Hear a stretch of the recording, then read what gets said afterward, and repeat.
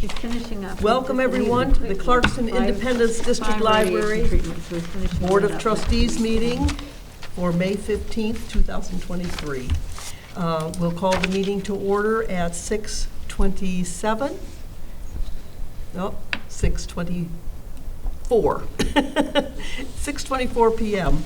Let's rise for the Pledge of Allegiance. I pledge allegiance to the flag of the United States of America and to the republic for which it stands, one nation, under God, indivisible, with liberty and justice for all. Thank you. Roll call, please. Jan Gaffney. Here. Allison McFadden-Kiesling. Here. Nancy Moon. Here. Alan Panter. Here. Marilyn Pomeroy. Here. Maggie Sands. Here. Rochelle absent. Julie Meredith here. Okay, I'll accept a motion for approval of the agenda. I make a motion to approve the agenda. I'll second. It's been moved and seconded that we approve the agenda as presented. All those in favor, please say aye. Aye. Aye. Opposed, nay. Motion is carried. Call to the public. Please. I'm Jim Golay with Friends of the Library. Last month's activity for us included completing our spring book sale, which was a very good sale for us. Financially, we netted $9,731.28. So it was a very good sale in terms of our book sales. That gives us available cash of $29,937.12. We had 15 new members last month, and we have a total of 360 Oh, yay. for the organization. That's great. Yeah, thank you. Circulation on our newsletter from Mrs. Moon has been increasing. Requests for copies of the newsletters have been increasing for businesses around town, so popularity seems to be there very good. That's all I have. Excellent. All good news. Yes. I'll accept a motion for approval of the consent agenda. I'll move that we approve it as presented. I will second. It's been moved and seconded that we approve the 7 items on the consent agenda. Is there any item that any member wants to question? If not, all those in favor, please say aye. Aye. Opposed, nay. Motion is approved. Library statistics. So I thought I'd just take a minute really quickly to go over what some of the statistics mean, just so that it's clear to everyone. So on your statistical report, it says DOW, which stands for Day of the Week. And Bill does gather all these statistics for us every month. Traffic is based on our people counter, which is a laser counter at the door. So it counts every time the laser breaks. Which means it counts people coming in and people going out, and then we divide that number by 2 for the number of people that have visited the library. We're always a little concerned when it comes out to be half a person. We're not quite sure, but yeah, when there's an odd number, but we assume that's probably maybe a staff member who comes in through the back and out through the front or something along those lines. In terms of computer, we do track that using an e-sign-in. When people use the computer in the building, they do log in. Info desk, our librarians do track those questions using an app, so every time they get a question, they track that on the computer. Circulation conversion, so what does that mean exactly? That means we take the number of circulations in a month and divide it by the traffic, so that's approximately the number of items each person who visits the library would be checking out. Obviously, not everybody checks something out, but that's just kind of a per average sort of So thing. in other words, the person who checks out 60 items might skew this a little. Exactly, Okay. exactly. But it's just kind of giving us an idea. But then we have other people who come in and only use the computers or, Yeah. along those lines. So, circulation is based on checkouts. It doesn't really account for in-building use, but we are looking into ways, some additional ways of doing that. That's been a conversation going on in our department head meetings. So, for example, if people use a magazine in the building or a reference item in the building and don't check it out, we don't really have a way of knowing that that item has been used, so we're looking at ways of doing that. That's an ongoing thing that libraries have always struggled with, and we've kind of not worried about it up until this point, but we thought maybe that was something we would tackle. Wireless is another thing that counts based on the connections that it senses. And then study rooms are actually on a first-come, first-served basis, and people who want to use the study rooms stop in at the circulation desk and get a card And then when those cards come back to circulation desk, circulation staff counts those, the number of cards in a day. So that's just sort of how those various statistics are gathered. And then he also does a percent change from the year before, so you can see how things have changed from that exact month the previous year. We are seeing our numbers return to pre-COVID numbers, so they're starting to look more like 2019 as opposed to the pandemic numbers that we had sadly become accustomed to. We're liking the way the numbers are going. So, any questions about statistics? I have one question. And this is just for my edification. Why do we have number of days at 4 or 5? So it says days of the week, so it talks about how I averaged it. Oh, how many? So how okay. many Wednesdays How many were Tuesdays there? are there? How many Wednesdays? Got it. Wednesdays, how many Okay. Fridays? And then what happens to circulation over the summer? How does their patterns change? June, July, and August are our 3 busiest months of the year because the That's kids are awesome. out of school, and we do a big summer. Moms want something for them to do. Absolutely, and we do a big summer reading program, and that's on our agenda for this evening, and they're going to brag about that and tell you what fabulous things they have planned. Wonderful. Should be a fun meeting, actually. Okay. Any other questions about circulation? Then let's have the library director's report. Okay, so in terms of general update, I have successfully completed the April session of the year-long Library of Michigan financial cohort training through the University of Georgia. This month was purchasing. The upcoming month of May is payroll, so I have just started working on that. On May 12th, staff and supervisors were able to participate in additional Clifton Strengths Training, a system that identifies each employee's strongest traits and trains the staff to focus on each other's strengths to work more cohesively as a team. We are using this as part of our strategic planning process to assist in developing as an organization and working well together on such a large organization-wide project. The assessment includes 34 traits broken into 4 categories, which include strategic thinking, relationship building, executing, and influencing. Reports are being provided to the board so that you may better understand the library's team and how we work together. So in that little pile of papers that was next to your packet, the reports are right there, and I'll just briefly point out a few things that I thought were interesting. The first report is all 34 strengths and how many team members we have that have that particular strength in their top 10. And then the interesting thing that we noticed was the only strength that is not represented among our staff is competition. Which we think is really, really interesting because libraries are it's usually very collaborative. We don't compete with other libraries. We usually collaborate and share ideas between libraries. So the fact that we are non-competitive is not really all that surprising to me. But the interesting thing is our trainer pointed out that we have a lot of people on our staff that are developers.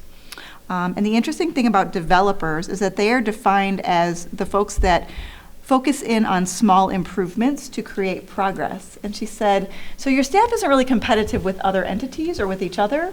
They're competitive with what they're currently doing and always striving to do better. So she said, don't think that you don't have a competition gene in there somewhere, but that the way that you're using it is different than the way perhaps competition might be defined other places. So we thought that was interesting.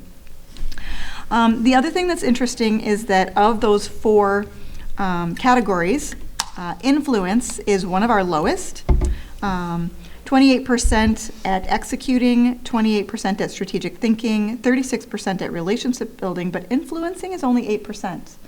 And really that's also very interesting when you think about libraries because it is really our responsibility to remain neutral and help people find the answer to the question they're asking. And if we're trying to influence people one way or the other, we're not being objective in answering their question and strategic in helping them to find the answer that they need. So that's not really surprising to me either, that that's not maybe where our strengths are. So where we do see a lot of our strengths among our staff are input, developer, and responsibility, which I think indicates that we are really good at community responsiveness. The other thing that's really interesting about this report, down at the bottom of this first page, it talks about, as a team, what we bring to the table with these particular top 5, as a team, what we need, and as a team, what we are motivated by. And these are all things that the supervisors were with the trainer in the afternoon and talking about these kinds of things. So it was really interesting and very helpful. So for you to get a better idea of what it is that we saw as supervisors, this report that has the names on it, each supervisor got a report like this that had all of their team members on it. So these are the team members that report directly to me. So it's myself and Bill Bowman, who is our IT manager, and Chris Nato, who is our circulation supervisor, and Sissy Phillips, who is our marketing and community engagement person, and Brad Reuter, who is our head of technical services, Stacia Serafin, who is our head of youth services and teen services, David Silberman, who is our head of adult, Arlene Weber, who is our head of facilities, and then Nicole and Debbie, who are administrative assistants. And you can see another thing that I thought was interesting in this as a manager is that I have a lot of strategic thinking and executing, but you'll notice that a lot of the people that are working with me have that blue section that is not my biggest piece. And so I like to think I have surrounded myself with people who are good at things that I may not necessarily be as good at. So I feel like we've got a really great team. Our trainer was really impressed with how well we already worked together and how collaborative we already were, both when she came in October and when she came again this past Friday. And she really was pleased with how excited the staff was to learn more about each other and to celebrate each other's strengths and learn how to work as a stronger team. So I feel like it was time and money well spent. The last thing that I put in your packet from Clifton Strengths is the list of all of the themes, and it describes and defines all of them. So this information is helpful for you because you'll be able to look at this and say, oh, the library director that works for us is a learner, an achiever, responsibility, individualization, and analytical, and now you know what that means. So, and then this whole sheet that you have is our leadership team, so you can learn more about us as a group as well. Excellent. That's terrific. Any questions about any of that? No, we look forward to reviewing. All right, very good. Just wanted to make sure you had some feedback from that since we did invest good time and money into doing that. Okay, next item in December, we heard about a project that Bowman Chevrolet was working on with the city of the Village of Clarkston to install electric vehicle charging stations in some of the parking spaces downtown. This project specifically looks to place these stations in locations where vehicles will be parked for an extended period of time to allow them time to charge. The library has also been identified as a prime location for this type of service since people at the library are often studying, attending programs, or working. Bowman has provided information about this project and proposed scheduling a meeting with us in the next 2 to 3 weeks so that we can learn more about it. Nancy Moon has offered to assist me with this. The other board members should review the information Bowman has provided, which is in that little pile of things that I just handed you, and share any questions that you may have with Nancy or I so that we may ask at this upcoming meeting. I'm not going to go over what's in that little packet. I'll let you read that on your own. Next item, library shelving is a major investment in housing, protecting, and displaying the community's collection. Shelving pieces are designed to be interchangeable, and we are very good at making the most of what we have on hand. As collections grow and get shifted to maximize space within the building, it does become necessary to replace pieces that have become worn or damaged and to purchase pieces that we've discovered that we need. The most efficient way to do that is to create a list and place an order to assure that we are getting a good price and minimizing shipping fees. Our new lead page has begun work on a project to assess the shelving throughout the library, inventory the supplies we have in storage, and create a list of needed items. In the coming months, we will be bringing a proposal to the board to purchase some additional shelving pieces to fill these needs, and I just wanted to give you a heads up that he's working on that. On Thursday, April 20th, the library celebrated our hardworking volunteers with a Volunteer Appreciation Day from 10 until 5. This drop-in event included treats, coffee, and of course a big thank you to each of our volunteers of all ages.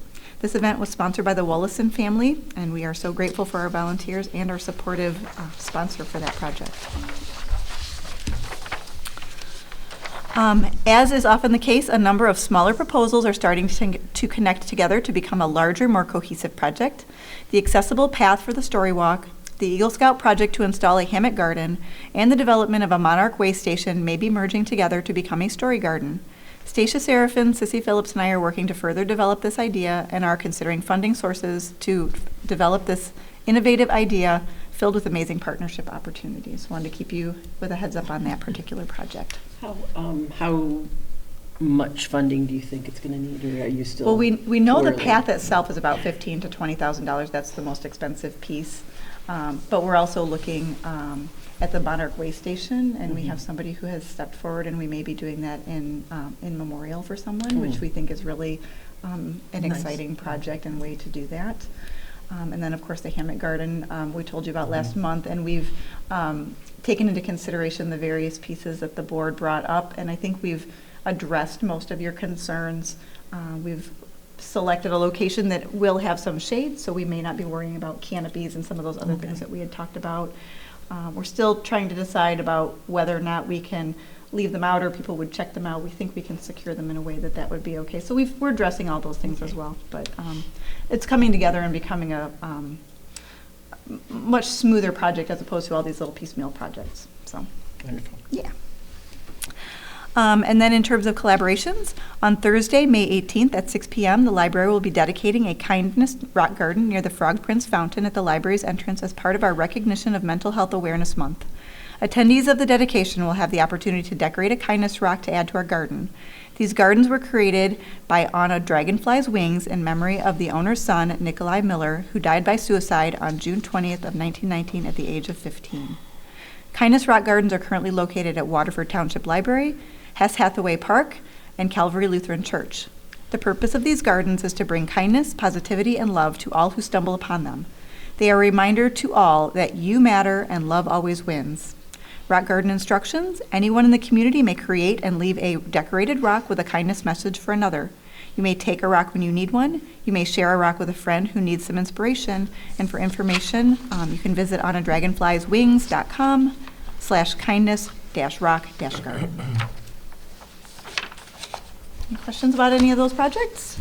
So this is going to be near our frog? It is, and he just literally, as I was walking to the meeting, finished installing the sign identifying that. Yeah, So he did. there's a lovely purple sign out there that explains everything that I just explained to you about that kindness garden. So. Okay, any questions, comments? Nope. All right. Okay. Let us move to the regular agenda. Number 1, the summer reading program. All right, summer reading folks. Well, for those of you who don't know me, my name is Stacia Seraphin, and I am the head of Agency Services, and this is. David Silverman, the head of adult services. And we were just talking about Clifton strengths, and my number 1 is influence. I'm not trying to influence you to necessarily participate in summer reading, but I do hope that you really enjoy our presentation and everything that we have already planned for summer. It's going to be awesome.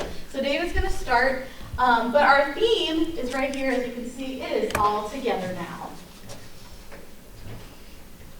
All right. So we're going to start off by. Tap it. Mouse. Thank you. All right. So a brief overview of the program. The challenge dates are going to run June 20th through July 27th, which gives patrons 5 weeks to sign up, to register, to log their minutes or books, depending which program they're in, or which, no. So patrons will get to log their activities to earn raffle tickets via logging minutes or completing challenges. And they will also get the opportunities to earn some buttons depending on which program they're in. I think that's the team, which Stacia will be talking about. But first, we're going to have a kickoff party on Saturday, June 17th. A party in the park, sort of the midway point of the summer reading program, and then a finale party at the end of July. And each of these has been meticulously planned by various committees with representatives from different departments working together, collaborating. So for the adult summer reading program, you'll log your hours to earn tickets. The more you read, the more chances to win. We've designed our program this year to allow patrons to log up to 100 hours with tickets earned at certain milestones, mostly every 5 to 10 hours, but various other points along the way there will be, the opportunity to earn more tickets.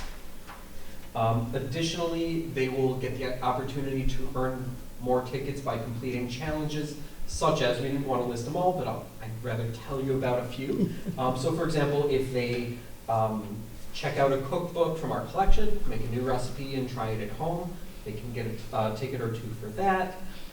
As they read different genres, a mystery or a graphic novel or a nonfiction or a classic, to incentivize them to get to know different parts of the collections that they may not otherwise explore.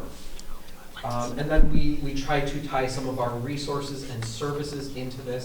So for example, if they check out an audiobook on Libby or Hoopla, that's a challenge. If they drop off high-tech recycling into our new bins in the lobby, that will be a ticket.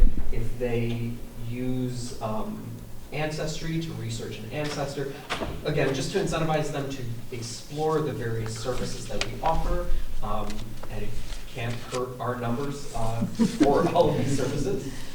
Again, like learning a language with Mango, following us on social, taking a photo of your library card and tagging us on social, things like that, taking a seed from the seed library. So a bunch of different things to get them to try different services and materials that we provide. And then they will get their chance to enter their digital tickets. This will all be done digitally, less physical inventory for us to worry about at the information desk. So we'll have 12 different themed gift baskets for them to enter their digital tickets into. And then before the finale party, we'll do the raffle and we'll get ready to give away some prizes. Cool. Great. Stacia will tell you about the youth and teen ones. So a lot of our stuff from last year is the same as this year, so we're still using Beanstack. The amount of challenges and prizes is about the same. So I really just am here today to talk to you guys about the programs. So, and there's Nicole's baby. She's right there. She's so cute. So all of our youth programs, we have something basically every single day. And that's what's broken down right here for you guys to see.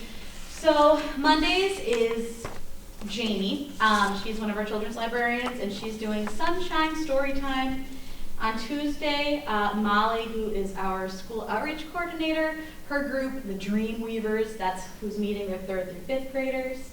Wednesday is our friend Hannah in the back. She is doing Inclusion Crew, which is something that's kind of new this year. We did not do this last summer, but as you can see, it's a group for our friends with special needs, and they're welcome to come, hang out, do some crafts, and it's basically for all ages. It's for 6 and above. It's not as separated as some of these other groups, but we're really excited to see who comes to this one.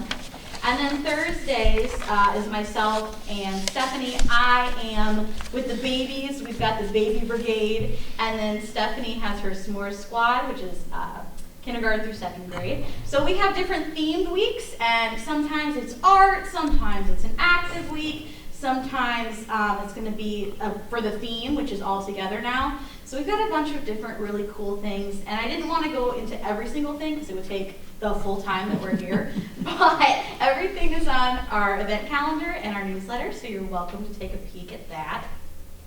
So our teen programs are hosted by Chelsea, our teen librarian, and right here, these are all of her programs. So Field Guide to Your Life is where they get to journal and learn some pertinent life skills, also while learning how to be an adventurer.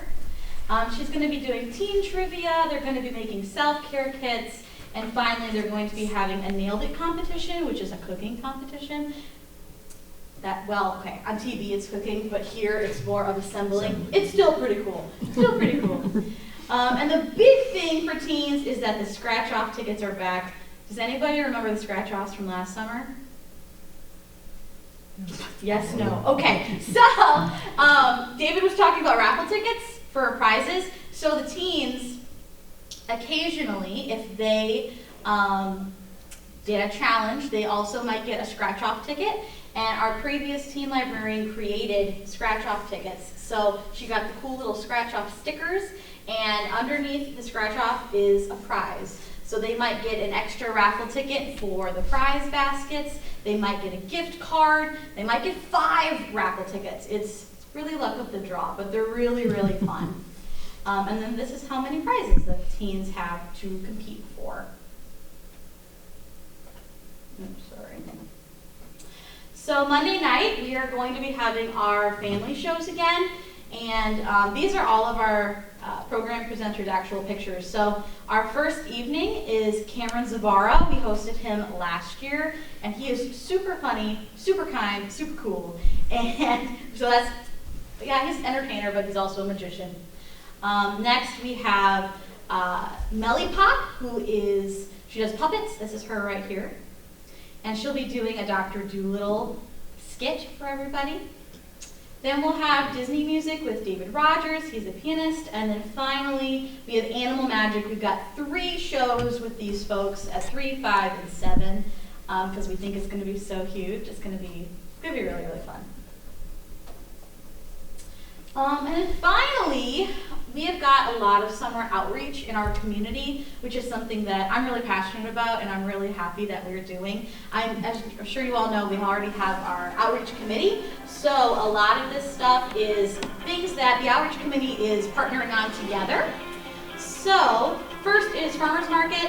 And Jim, if you want to say anything about this, but we're going to be doing pop-up book sales here, correct? So there'll be pop-up book sales, and then we also as a staff are going to be going to the farmers market again. Last year we went to the Oakland County Farmers Market, and this year we're trying to go to both Clarkston and Oakland. And then we also have mobile story times.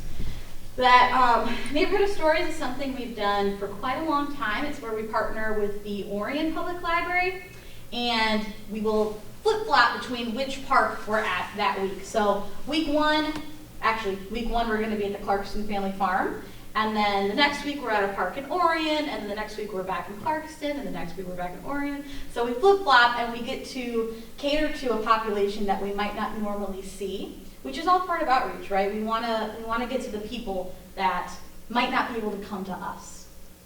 And then the other thing that we're doing for Mobile Story Times is the youth department is partnering with Parks and Rec, and we will be going to some of their day camps and doing an occasional story time, an occasional craft, just to see those kids as well.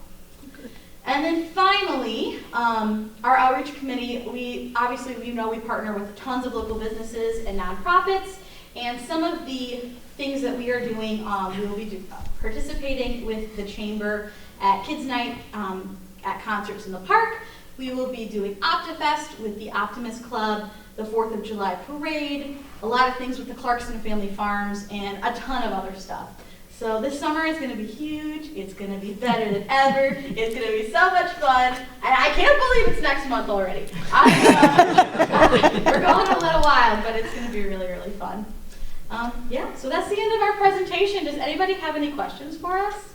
I'm already tired. You and me both, but that's okay. It's a fun tired. It'll be fun. Stacia, do we want to call out our sponsors? Yeah, actually, you're right. That's the very beginning. Hold on one sec. We have some wonderful sponsors. Let's go back here. Yeah, we are actually, they're not all on the slide. So sorry. We're sponsored by Goldman Chevrolet, Friends of the Library, very generously, and as well as Vibe Credit Union.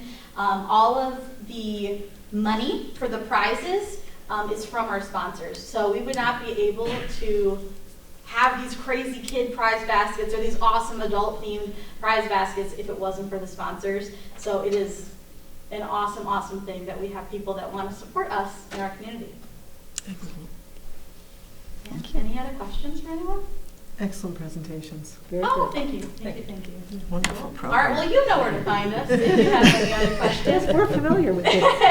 Thank you so much for letting us chat with you. Thank you. Thank you. We're looking forward to it. Yeah. Gotta win us some prizes. Yeah. I'm already thinking about what I can. I have a lot of picture taking to do. That's right. I will send you the calendar. Okay, thanks. Well, rest up and get ready. Number 2, the appointment of a full-time collaborations librarian. And we have David here to help us with I'll that. stay up here. I handed off most of the meeting this evening to other people. Do you want me to go ahead and read through the description? Is that okay if I do that? Please. Okay. At a special meeting in April, the library board approved the posting of a full-time collaborations librarian position to fill the vacancy of Steph Burnham leaving.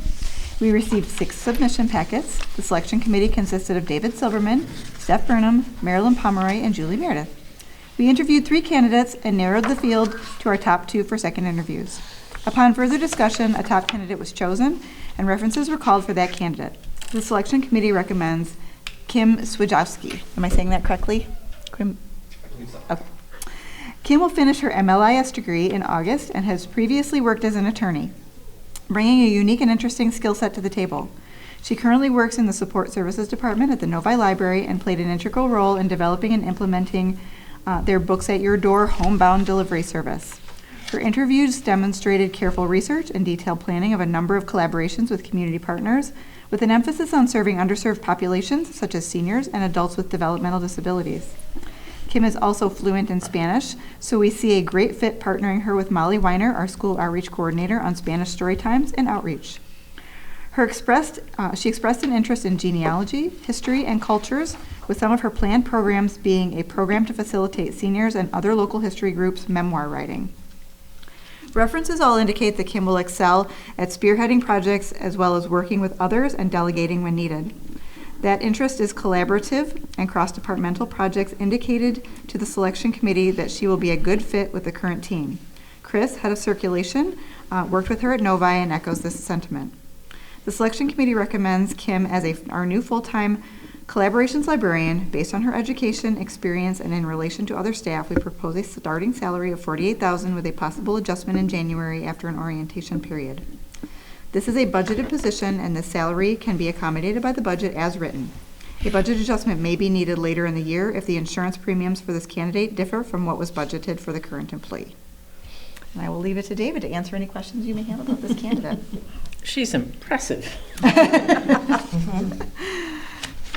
And I see in our packets, we have the statement of what this librarian does, along with her resume. Which I did notice did not include the fact that she was an attorney. I thought that was interesting. Right. I'm going to let David respond to that. So I did ask her about that. She was trying to keep her resume to just items that were directly relevant and to keep it to 1 page. Because it was like, I read her resume like 3 times thinking, well, where is that? She graduated from Wayne in 2015. So we always like to have people with multiple skill sets. So now we've just added another skill set. That's good. To me, it all falls under the, and other duties as needed. Yes, Right? yes. Right. So her retirement plan and all the compensation is in the packet. So everyone was able to read that, including our healthcare program. It does look like, too, like she's bringing some totally new things to the table. The Spanish language story times will be great. That's something we've kind of been lacking in the community, so. Ooh, sorry. We actually do have a Spanish story time. Do you? Once a Yes. month. Yep, Molly Weiner hosts them. Okay. Yep. But, like David was saying, her name's Kim. Kim will be able to partner with Molly and maybe go out more in the community, because right now, North Asheville Elementary is the main one with Spanish-speaking students. Right, and I knew families. that, yeah. And we do go there, and we do work with her name's Ann Krause, we work with them. So we do a lot with the schools, but not as much in the community as maybe we could. So, yeah, it's awesome that Kim has that skill. Thank you, Stacia. Yeah, and we think there's a lot of opportunities to, like you said, hit those populations that Right. may have missed out previously. Maybe a little Yep. underserved, yeah. Yep. And So where Molly would be dealing directly with the kids, then Kim, who would be part of the Adult Services Department, would be able to then provide support to parents who are potentially English as a second language, that sort of thing. Mhm. So. And she's very passionate about the topic, among others. So that I tell my department all the time, I like to let them lead with their passions To me, you get the best work out of them. Like Right. Yep. So we're looking forward. Are there any other questions for David? That was very thorough. And do we know when she's going to start? We're looking at June 12th. Okay. Just before the summer reading. So if she's not scared away during the first few days, then She'll be stick part of with She'll it. witness the kickoff party. Yeah. Great timing. Very good. In I your, will- at in your this- packet, we had originally said June 5th, but we are changing the recommended motion to indicate that we're still working out that start date, so. Okay. In that case, I will accept a motion. I'll make a motion to appoint Kim Kim. Switkowski with a salary of $48,000 at DOH with a possible adjustment after an orientation period, 1 of 24, and the standard benefit package of a full-time employee with the date of hire that is acceptable to both the candidate and the library. I'll second that. You've got 1 second, right? Yep. Okay. As long as there's one, it doesn't matter. It's been moved and seconded that we appoint Kim with a salary, as mentioned before, as presented, with the standard benefit package of a full-time employee and a hire date that's acceptable, so June 12th would be good. Any other questions or comments? If not, all those in favor, please say aye. Aye. Opposed, nay. Motion is carried. So, Thank you. thank you. We look forward to meeting her. One of her first tasks might be to just teach us how to pronounce the name correctly. Very good.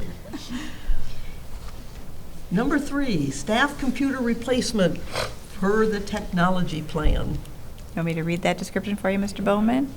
Okay. Per the IT technology plan, a grouping of computers are to be replaced on a yearly basis. During COVID, this practice was suspended in favor of purchasing work-from-home equipment. This year, we are returning to the plan, and there is a group of computers that need to be replaced. I, meaning Bill, have taken into consideration workloads and other business needs and have decided to replace 10 computers in 2023. I've received quotes from 3 separate vendors. GHA Technologies, Inc. has the lowest bid for a total cost of $10,360. They are a company that we have utilized in the past and have had a good business relationship with. Based on price and past performance, I recommend GHA Technologies, Inc., and this is a budgeted item. And Mr. Bowman here is here to answer your questions. And the package is in, the proposal is in our package. Yep. Complete with bids, the way I like to see it. We've done it a few times, haven't we? Yes, we have. So what is your replacement schedule?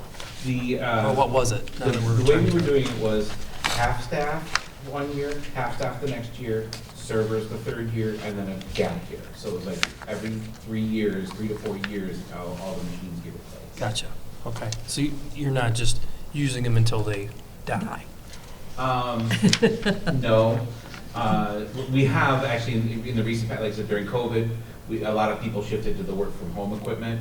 So we're getting back to, many of the machines are at the point where they need to be replaced because they are at the failure points or something like that. 'Cause we've changed staff so much in the recent past. I've had to add computers that were repurposed from a different location. So I do have some older machines that were at Public, for example, at one point, that are now using the staff machines. So those are the ones on this list that are being replaced.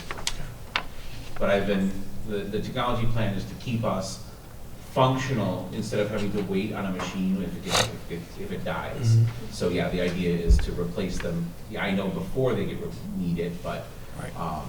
yeah, Right. that's the intent. And not be faced with trying to replace them all at once. Right. I'll pay for it. Like at home when you buy all your new appliances at the same time. One of the things that he does do, though, that is really nice is that when he does retire a staff computer, he kind of wipes it clean and puts it in a sort of low impact position. So, for example, when you go to use a computer and search our catalog, that is most likely a retired Yeah, it's a staff retired staff computer machine. that has been, it's near end of life, but we can still get a little more use out of it, so we don't just send it out the door. We do try to keep them as long as we possibly can and not waste anything, so. What's their lead time on getting these 10 computers to you? I believe about a week. Oh, that's terrific. It doesn't take them that long because they are in stock. So, The yep. computers are in stock as of the time of me giving you guys the things. Terrific. Excellent. Any more questions? It's nice to be back on track. Yes. At this time, I'll accept a motion. I'll move to accept the bid from GHA Technologies for 10 computers, bid at $10,360, not to exceed $11,000. Second. Okay, it's been moved and seconded that we accept the bid from GHA Technologies for 10 computers, bid at $10,360 and not to exceed $11,000. Any other questions or comments? If not, all those in favor, please say aye. Aye. Opposed, nay. Motion is carried. Thank you. Thank you for doing all the research. Request to reinstate the budget for lobby furniture. The lobby has a capital improvement plan, CIP, that carefully monitors the expected life and age of the library and its fixtures. Projects can be identified and included in the budget or funded through the library's capital improvement fund, which is money in the fund balance set aside specifically to address the care and maintenance of the building. The library was originally built in 1969 and expanded in 1992. Each year, we review the CIP during the budget process and identify projects to include in the upcoming budget. Unfortunately, projects that were budgeted in 2020 had to be deferred, and then supply chain issues and understaffed contractors made it difficult to get some projects back in the queue, even though the library had funds set aside to do so. The furniture in the lobby includes 4 chairs, 2 tables, little side tables, and a bench that are original to the 1992 building. Addressing this furniture was budgeted in 2020, but due to the pandemic, the project could not be executed, so the allotted funds reverted to the CIP fund balance. We are requesting that the board reinstate a budget to be expended in 2023 for this project by making a budget adjustment from the fund balance. The original project was budgeted at $10,000. Because we have been experiencing increased costs on all capital projects, we reached out to Library Design Associates to provide an estimated proposed budget based on the pieces we wish to replace, and taking into consideration current pricing.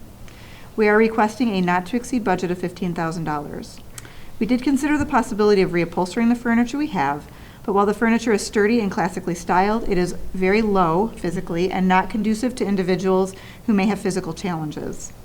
Since lobby furniture is usually used by people waiting for rides or other people to arrive, it is more likely to be used for short-term respite and often by people with coats and bags. It should be easy for people to sit down and get back up again. Because it will have more people coming and going, it needs to have sturdier upholstery with a higher double rub, which is known as abrasion resistance rating, to assure a longer expected life. In terms of budget considerations, a budget adjustment of $15,000 from fund balance to line 975, which is building, is being requested to fund this project in 2023. Funds from the deferred project in the 2020 budget reverted back to the CIP fund balance. While the originally budgeted project was less than the current request, a significant amount of money from 2020 budget reverted to fund balance that had been budgeted for programs and services that could not be executed due to pandemic restrictions. Reinvesting some of this money into projects that improve the library for the community would be a positive way to make up for that lost time, as our usage statistics indicate our community is very glad to be back in their library. And this is a project that Arlene will be taking leadership on. She is our facilities coordinator, and she has already met with Library Design, and I sat in on that meeting. So, any questions about this project? Yes. What will happen to the old furniture? So there's a couple different things. As far as life expectancy is concerned, it has reached its end of life. It is not unusable, though. And so what we usually do at that point is offer it up to another municipality. So when we retired the tables in this room, we offered them to the city of the Village of Clarkston first, or we will offer them to another library. And then we have found that the best way to find new homes for furniture is to hand them off to another governmental entity with the understanding that they will come and get it, which means it ends up not costing us anything to rehome it. And it is rather heavy furniture, so it will be good to have somebody else come and get that. So. And that extends its use. It does extend its use, yes. It would be reupholsterable. We don't have anywhere else in the building that we would be able to use it, because what we really need at this point is something that's, as I said, something more easily accessible. But another library might have a good place for it, or another municipal office. So, I think it's a great idea. How are the new chairs going to work with our recycling? we actually sat down with Mr. Bowman and made sure that we had a plan for that. And when library design came, those bins were here, and so he was able to kind of look at that, and we'll make sure that everything fits in there. Right now, we have 2 bins, and it's my understanding that that's just until we kind of get Until it slows down, yeah. and then we'll just have 1 bin. Right now, there's a lot of bin out there. Yeah, there's a lot of space. Yeah. Yes, but that's a temporary thing until the novelty of that runs out a little bit, so. Now, what do we anticipate is an arrival time for this furniture? It depends on what we order. It really does. And it's interesting, when we did the Book Nook, the piece that was the slowing point for most of the project was foam. Not fabric, it was foam, the foam that was needed in order to create the cushions. But we could take into consideration, as we're talking through that process with library design, which particular pieces might be more readily available than others. So, yes. So this was deferred from 2020. Mm-hmm. Are there other items that are out there that were deferred and are similarly kind of hanging out there waiting to be We've been catching up on brought into the We've budget? been catching up on most of them. The big ticket item that's still sitting out there is that generator, and we're working on that one, and that's another one that we'll be trying to put back in, but that's going to be a much longer process than what we realized. Okay. So, And my other question is, why now? I mean, what's changed with this that it's like we've been deferring it and now we're going to do it? so there's a couple different things. Part of it is the staff can only handle so many of these kinds of projects at a time, and sort of the whole process of managing them and working with the contractors and that kind of thing. We feel like we needed to get the meeting room done. I hate to have too much stuff under construction at any given time. And so at this point, we got this room done, and Arlene was obviously involved in that as well. And she's like, okay, now can we do the furniture? And I said, well, let me go see if the board is willing to put that money back in. She's ready to tackle it. So it has a lot to do with workflow of the staff as well as the contractors themselves.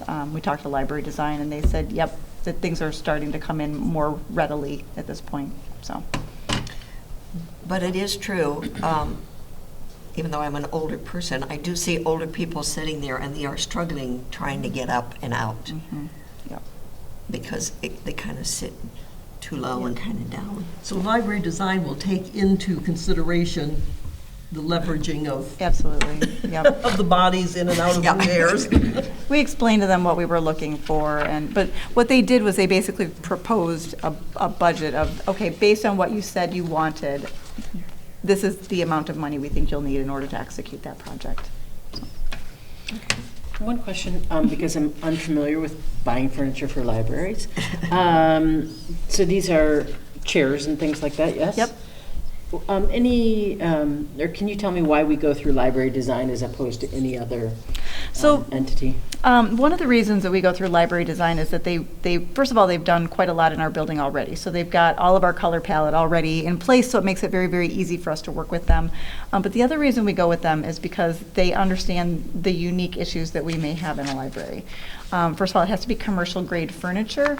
But they take into consideration the way our patrons are going to be using it. So when we say our lobby is going to be used this way, they already know. They work exclusively with libraries and knowing that libraries are most inclined to purchase things and keep it for 40 years, perhaps, 30 to 40 years.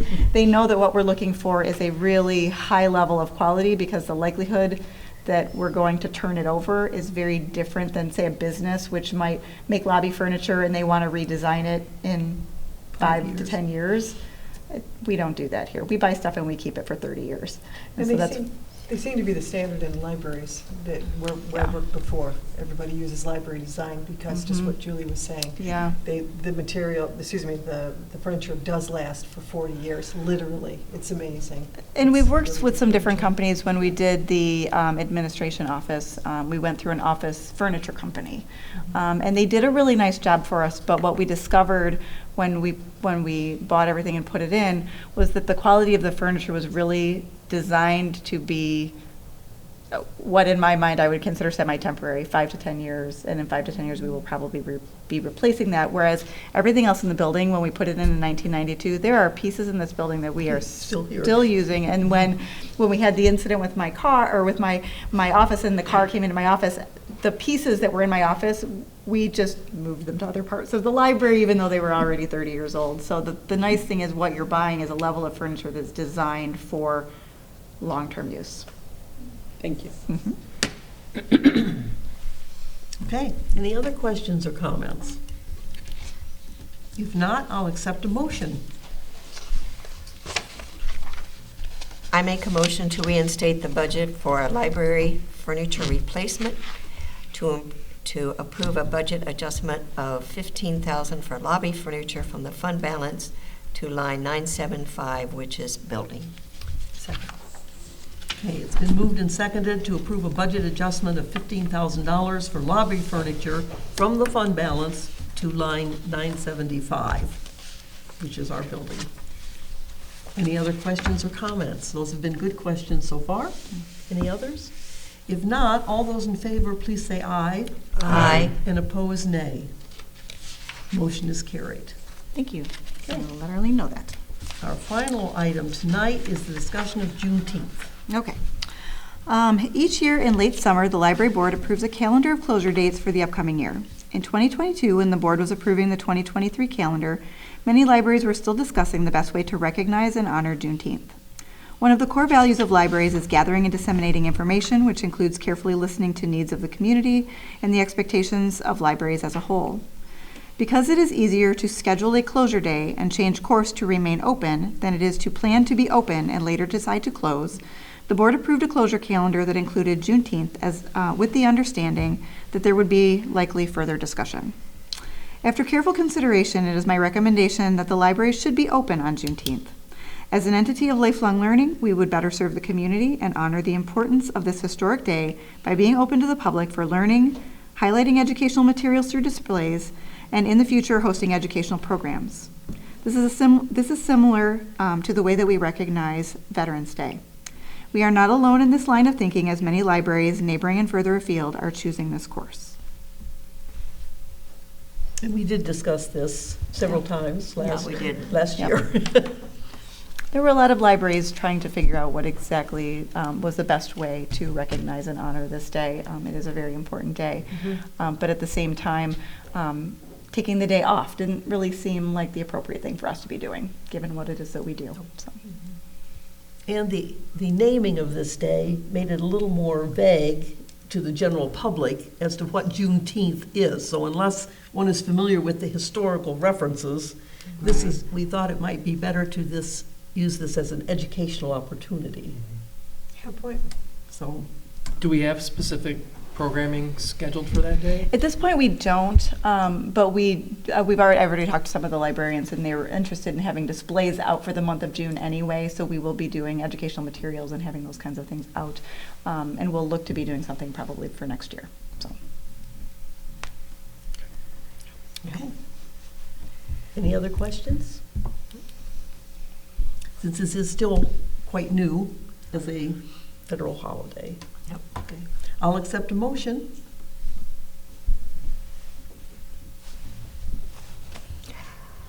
I make a motion to approve the removal of Juneteenth from the library's 2023 closure calendar so that the library will be open to serve the community and can provide learning opportunities to recognize this important date in history. I'll second.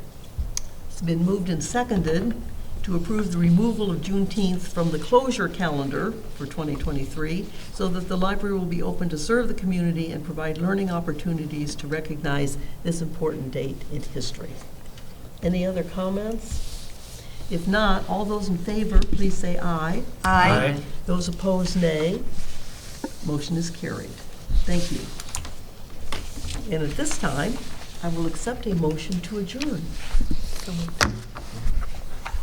Is there a second? Second. Don't all say that at once, right? Those in favor, please say aye. Aye. Opposed, nay. We are adjourned at 7:28. End of the meeting. Thank you so much. 7:28. That was a lot of information in 1 hour. I was sitting right next to him. I said now.